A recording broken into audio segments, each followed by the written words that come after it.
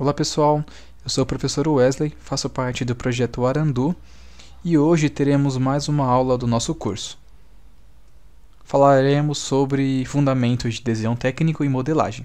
Vale ressaltar que o material dessa aula foi preparado pelo professor Fernando. Os assuntos da aula de hoje serão o desenho técnico, normas, sistemas de projeção e projeção ortogonal.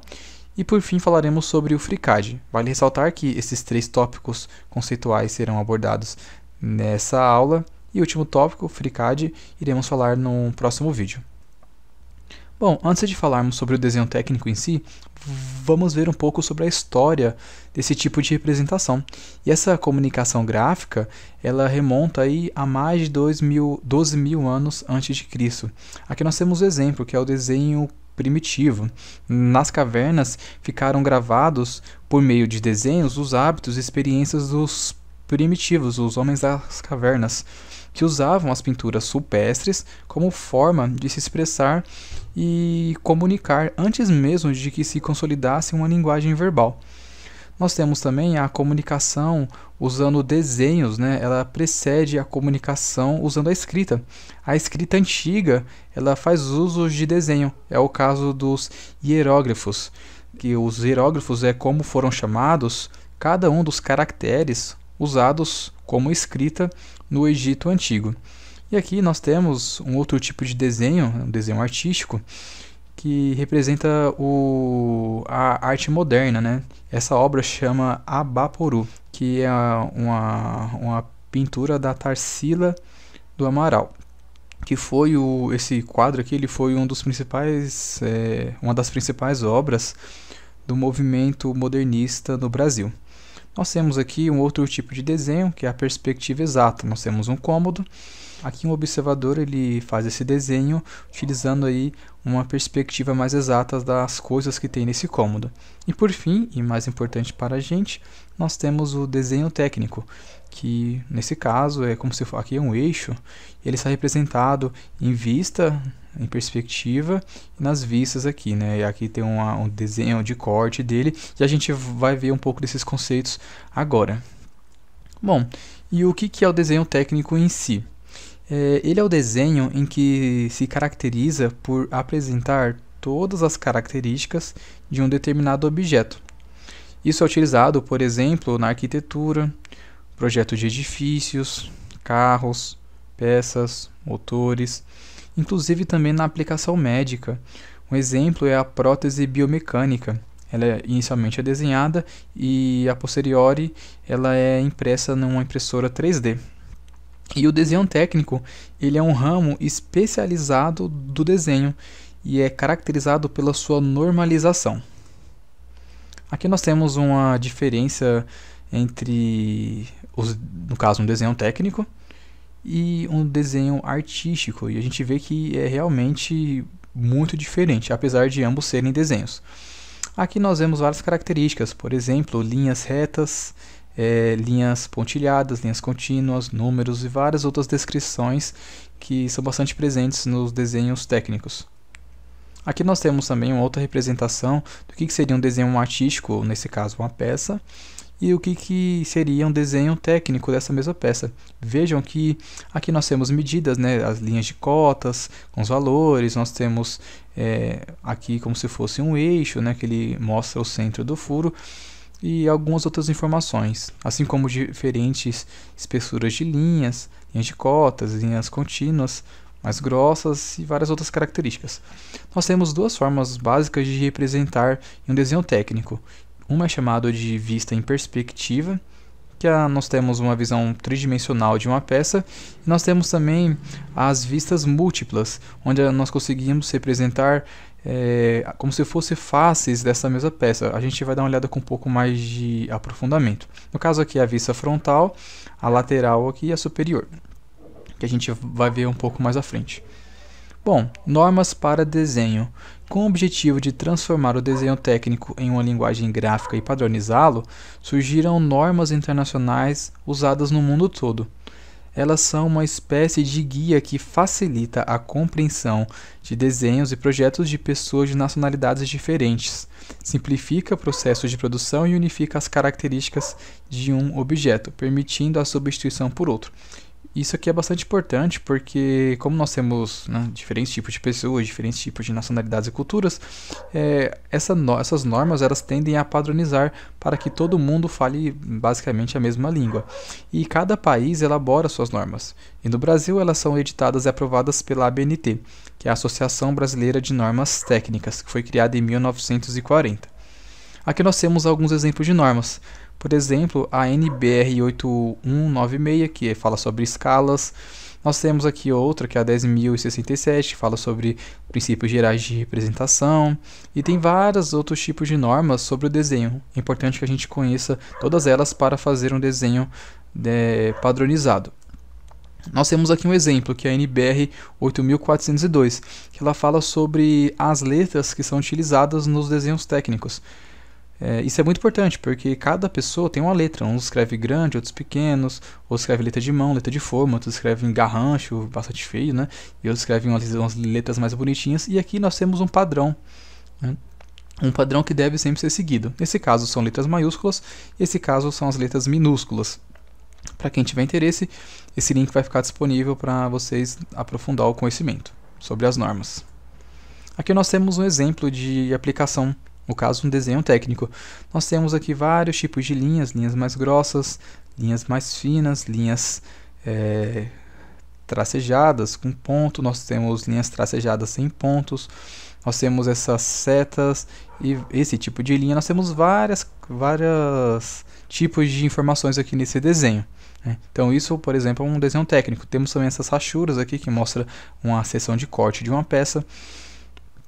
E bom, continuando sobre o desenho, aqui nós temos qual é a norma em relação ao uso das linhas, né, o tipo de traço no caso. O contínuo grosso, por exemplo, é utilizado para as linhas de contorno visível e as arestas visíveis no caso da peça que você está desenhando, ou objeto qualquer.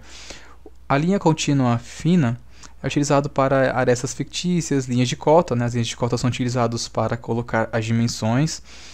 Também é utilizado linhas de chamada, referência, e aqui eu sugiro vocês dar uma pausa no vídeo e ler aqui cada tipo de linha para que é utilizado. Bom, agora vamos falar um pouco sobre sistemas de projeção. Bom, a definição é que a representação gráfica de um objeto ela pode ser representada no plano de projeção. E aqui nós precisamos compreender alguns elementos. Observado, ou ponto de vista, o objeto a ser projetado, plano de projeção e raio de projeção. Nós temos três tipos de projeções, que é a cônica, cilíndrica e ortogonal. Vamos falar mais especificamente sobre a ortogonal. Bom, aqui nós temos exemplo de projeção. Nós temos aqui a Terra esférica, como de fato é, e nós temos aqui uma projeção dela em um plano bidimensional. Mas a Terra, nesse caso, ela não é assim, mas nós podemos projetar a superfície da Terra em um plano, como está aqui. Ou seja, nós temos aqui o objeto tridimensional e aqui nós temos ele projetado.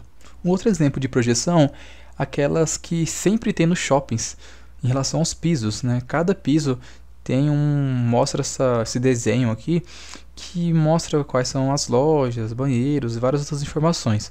Então também é um tipo de projeção, no caso uma projeção de vista superior. Ele mostra como é que está, onde estão as coisas nesse piso. Aqui nós temos outro exemplo de projeção. Nós temos uma casa e temos a vista superior dela, com piscinas, vários cômodos, estacionamento. Isso é muito utilizado, por exemplo, quando você está vendendo algum apartamento ou casa. Você mostra para a pessoa essa imagem aqui, ela vai ter uma ideia de como estão distribuídos os cômodos na casa. E aqui nós temos o primeiro tipo de projeção, que é a cônica. Nós temos uma cadeira aqui, por exemplo, e uma lanterna. E essa lanterna, quando essa luz da lanterna passar pela cadeira, ela vai projetar aqui a sombra, né? Então isso aqui é uma projeção. Nós temos o esquema dessa imagem representado aqui ao lado. Nós temos aqui uma fonte de luz e os raios partem aqui. No caso, encontram o contorno e projetam o contorno da figura aqui. E aqui vale ressaltar que esses raios eles têm um ângulo entre eles, né?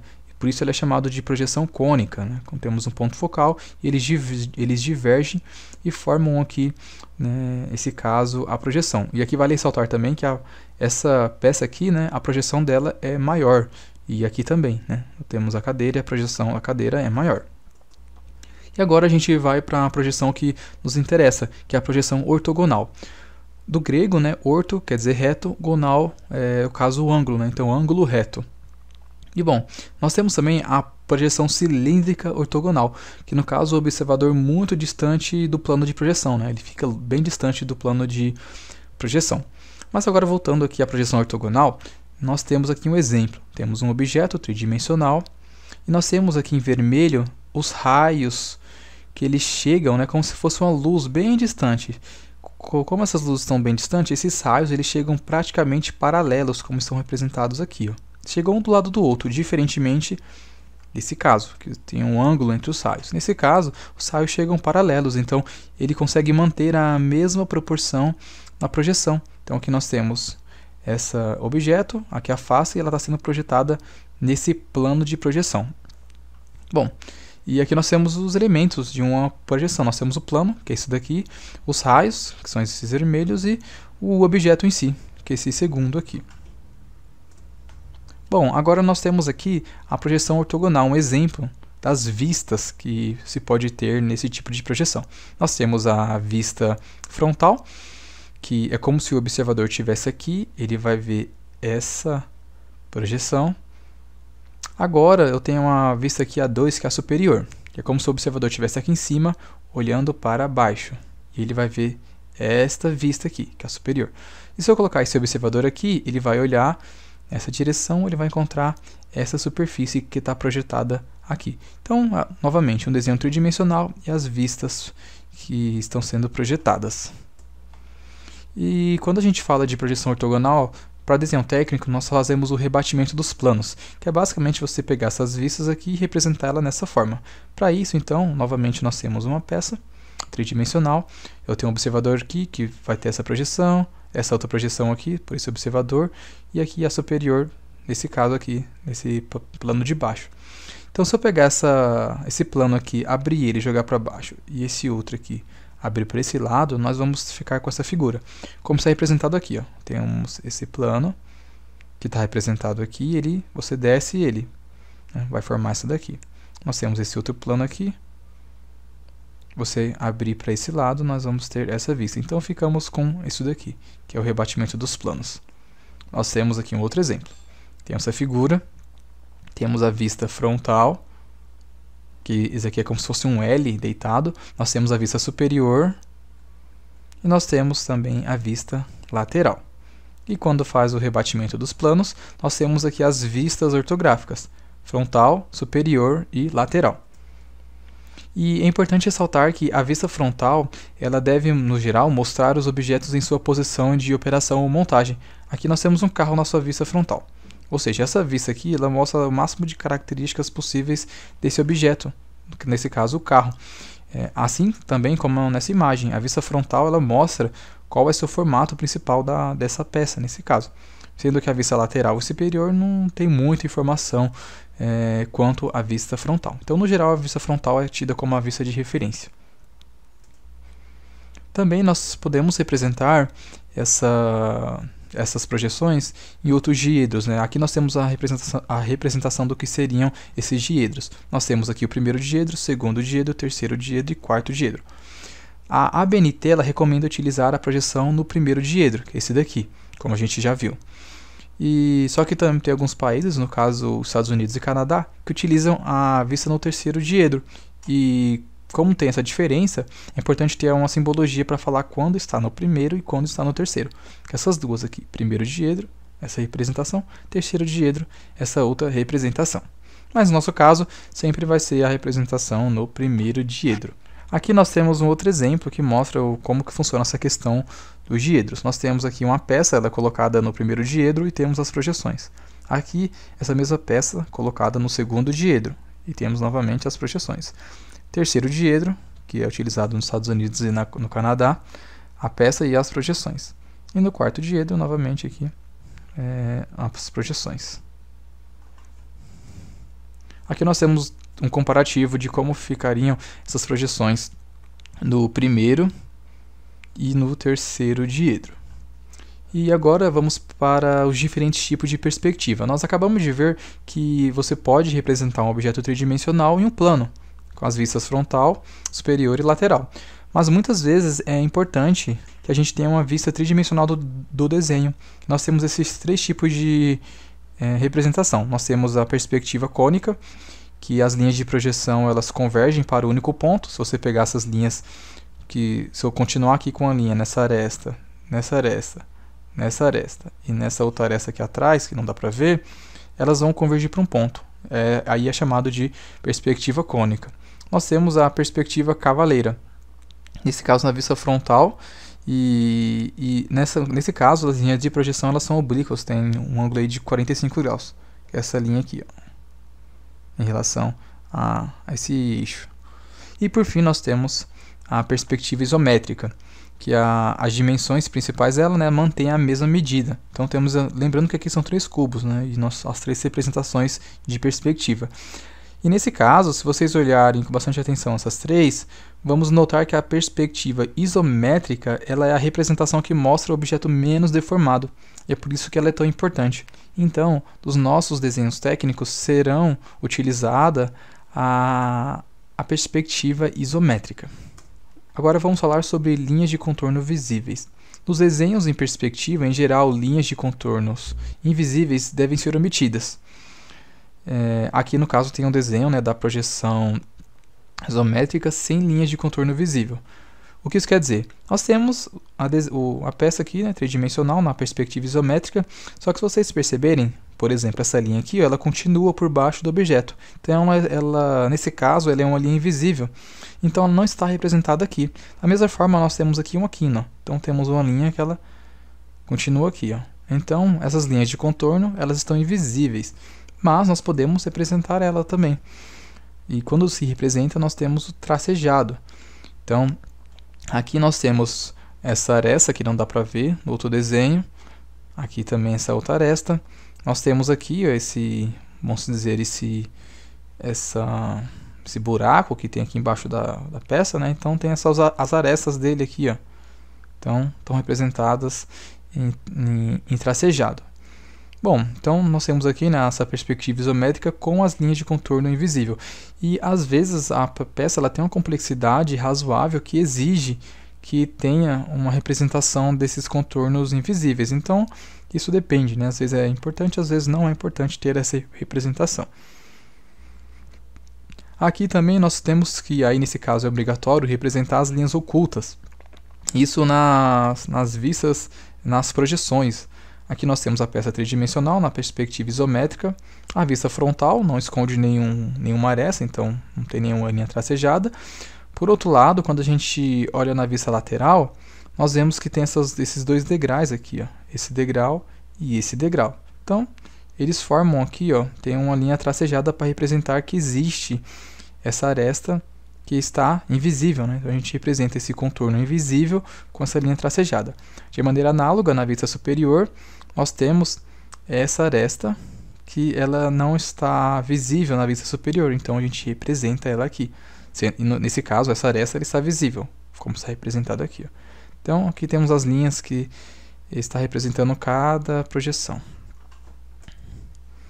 Outra representação é as rachuras, que são linhas estreitas, finas no caso, que representam uma superfície de corte. Quando você faz um corte em uma seção para representar, é importante representar o material utilizando essas rachuras. No caso, metais, representado assim, terreno, madeira, vidro, concreto, líquidos, etc. Essas rachuras, elas geralmente são colocadas a 45 graus, como está representado aqui.